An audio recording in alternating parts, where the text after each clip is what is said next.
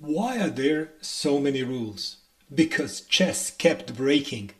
Every catastrophe left a rule behind, a match abandoned, a title split, a champion who refused to play. The modern World Championship format isn't designed, it was forged in chaos and made bulletproof by force. The modern World Championship format looks complicated on paper. A 2-year cycle, 3 qualification paths, 14 classical games, 3 tiebreak levels, Armageddon, anti-cheating protocols, formal player representation. Every element exists because chess tried without it. Let's dive in. In year 1, 3 qualification pathways produce 8 candidates. In year 2, we have the candidates tournament in spring and the World Championship match in late autumn. Clean, predictable, published years in advance. Sponsors know when to show up. Players know what they're building towards. And if you haven't already, consider subscribing for more of similar content.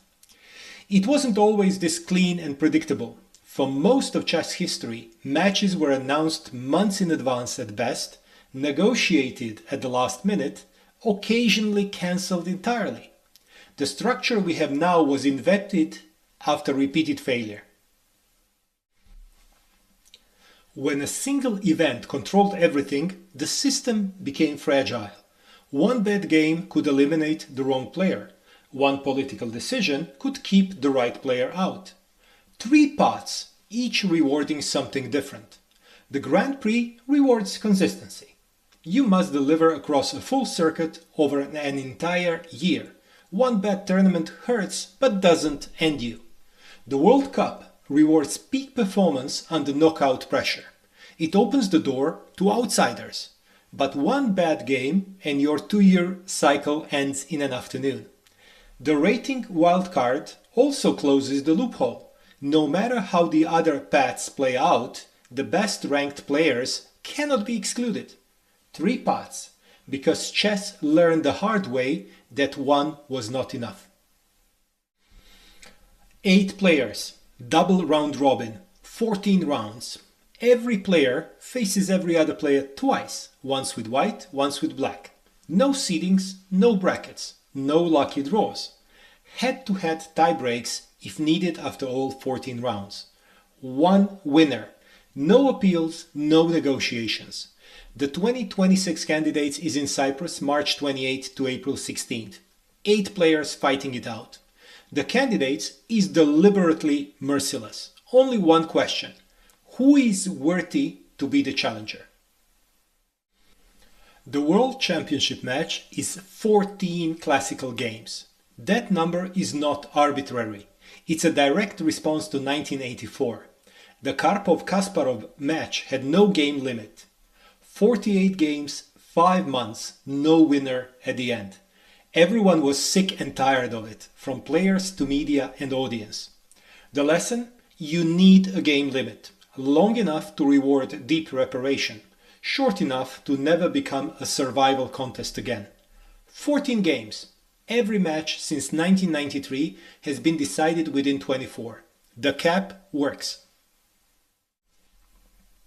First to 7.5 points wins.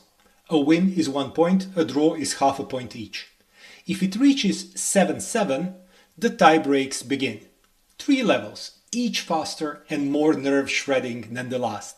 First, 4 rapid games, higher pressure, often decisive. If still tied, 2 blitz games, the clock dominates. If still ties, Armageddon, 1 game, sudden death. White gets more time, but black wins with a draw. 1 game, 1 result, done. Chess learned you cannot end a world championship without a decisive result. If this is making you appreciate how much prep went into it, a like helps more than you think. World Championship is played with classical time control. 120 minutes for the first 40 moves, 60 additional minutes after, plus a 30-second increment per move from move 1. Designed to reward deep calculation without creating marathons. Anti-cheating protocols, full electronic screening before every game, monitored bathroom breaks with delays and arbiters present, constant observation throughout play. None of this existed 20 years ago. Each measure traces back to a specific incident. The bathroom protocols intensified after controversies where players were suspected of receiving assistance during breaks. The device screening is a response to the digital age and to the Neiman affair in 2022, which put cheating at the top of chess's agenda like never before. For most of chess history, the World Championship was financially chaotic. Wilhelm Steinitz played the first official match in 1886 for roughly $2,000. Fischer changed the scale. The 1972 Reykjavik match paid $250,000. Today, the standard prize fund is $2.5 million, with the winner taking 55 to 60%. Chess at the top is finally financially viable. It took over a century to get there. It's not a hypothetical thing. Champions have been avoiding, delaying, and refusing title defenses since the very beginning. Lasker and Alekhine held titles for decades. Fischer walked away. Kasparov broke away and organized his own rival match. The same flaw every time. No mechanism for a champion who simply said no. Now there is. A champion who won't defend forfeits the title automatically. No negotiation, no exception, not even for Great Magnus. Champion power was permanently reduced because history kept proving what happens when it isn't. Why this system works? It's predictable. 2-year cycles published in advance. Its objective, qualification, is merit-based. Results on the board determine who plays, not politics. It's protected from individual ego. No champion can veto a challenger. No organization can cancel a match. The rules are bigger than any individual, including the world champion. It's financially sustainable. Sponsors can plan. Prize funds are guaranteed.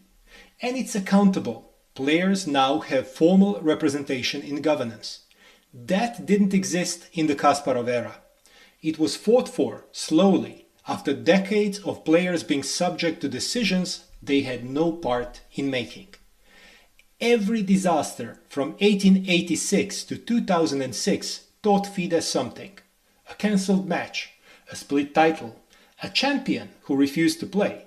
Some lessons came cheap, most didn't.